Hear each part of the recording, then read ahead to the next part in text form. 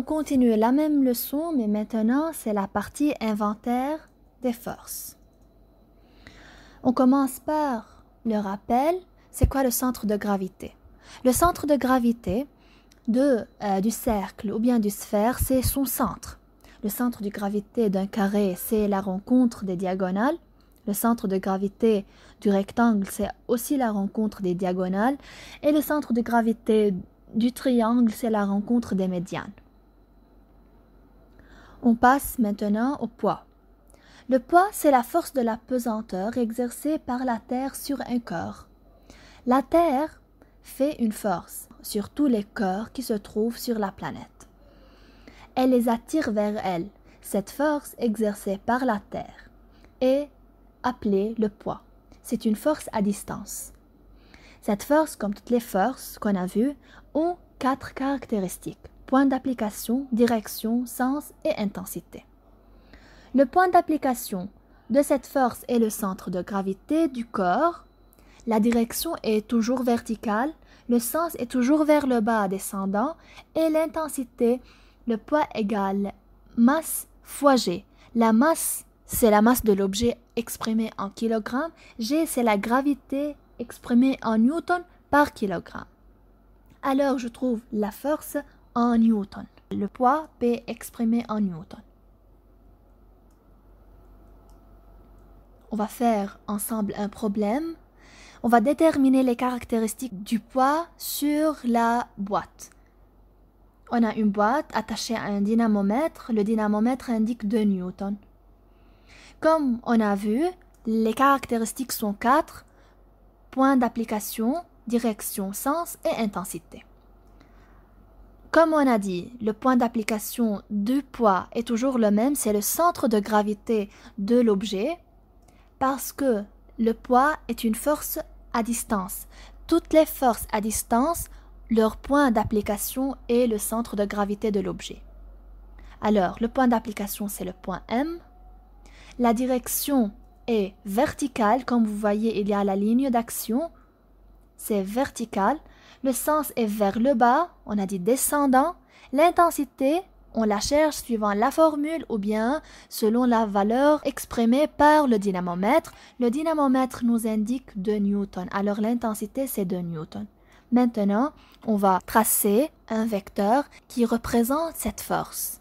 Le vecteur part du point d'application, c'est-à-dire l'origine du vecteur est le point d'application de la force. Le point d'application là, c'est le point M, alors notre vecteur va commencer du M. La direction du vecteur est verticale vers le bas, alors il se dirige vers le bas. De longueur, 2 cm. Si on prend une échelle que 1 cm est égal à 1 newton, eh bien 1 newton est exprimé par 1 cm sur le dessin. Alors voilà ce vecteur. Maintenant, c'est quoi le principe d'interaction? Voilà cette figure. Là, on a un homme qui pousse le mur. Bien sûr, il n'y a pas un effet dans ce cas. L'homme, bien sûr, ne peut pas pousser le mur, mais il fait une force. Cette force s'appelle la force de l'homme sur le mur. À son rôle, le mur fait une force. La force exercée par le mur, c'est la force du mur sur l'homme. Ces deux forces sont de même direction, c'est-à-dire horizontale, de sens opposé, c'est-à-dire vers la gauche et vers la droite, et de même intensité, comme on regarde la longueur des vecteurs est la même. Dans ce cas, lorsque j'ai deux forces qui sont de même direction, de sens opposé et de même intensité, je dis que l'homme et le mur sont en interaction. Voilà la relation de l'interaction. F de mur sur l'homme, c'est la force du mur sur l'homme, est égale à moins F de l'homme sur mur. Le vecteur force est égal à l'inverse de l'autre vecteur. Maintenant, voilà un autre exemple. On a un sol horizontal et une boîte placée sur ce sol. Le sol fait une force à la boîte verticale vers le haut, alors que la boîte fait une force verticale vers le bas. La force de la boîte, c'est F de solide sur le sol. La force du sol, c'est F de sol sur le solide. Aussi, ces deux forces sont de même direction, de sens opposé et de même intensité, je dis que la boîte et le sol sont en interaction parce que les forces exercées par la boîte et le sol sont de même direction, de sens opposé et de même intensité. Alors je peux tirer cette relation que la force du sol sur le solide est égale à moins force du solide sur le sol. Le vecteur force est égal à moins le deuxième vecteur. Maintenant, on va travailler un deuxième problème résolu ensemble.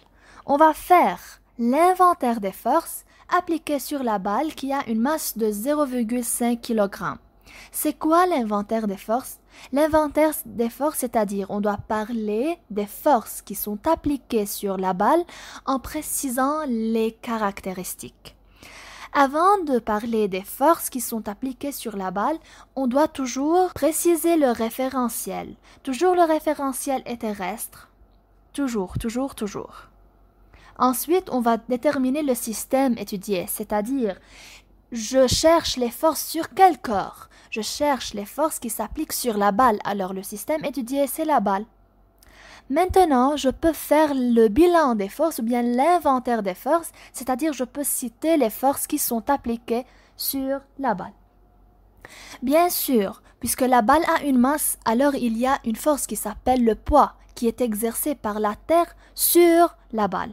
Alors, le poids de la balle, c'est la première force. Je cite les caractéristiques. La première caractéristique, c'est le point d'application. On a vu que toujours le point d'application, c'est le centre de gravité de la balle. On l'a appelé G. Ensuite, la direction est verticale, le sens vers le bas et l'intensité P est égale M fois G. La masse, c'est M, alors c'est 0,5 fois G, c'est 10 newtons, est égal à 5 newtons. On passe à la deuxième force, puisque la balle est mise sur un support qui est le terrain, alors la deuxième force, c'est la réaction du normal, c'est la réaction du support. Le support où est mise la balle fait une force sur la balle. Alors, son point d'application, c'est le point A. Voilà, le point A, c'est le point de rencontre entre la balle et le support. La direction est toujours verticale, le sens vers le haut et l'intensité, puisque la balle est au repos, alors les forces qui s'appliquent sur la balle sont le poids et la réaction du normal sont égaux, alors P est égal Rn est égal à 5 newtons. Maintenant, c'est à vous de faire cette application. Vous allez dresser aussi l'inventaire des forces appliquées sur le cube qui a une masse de 1,3 kg.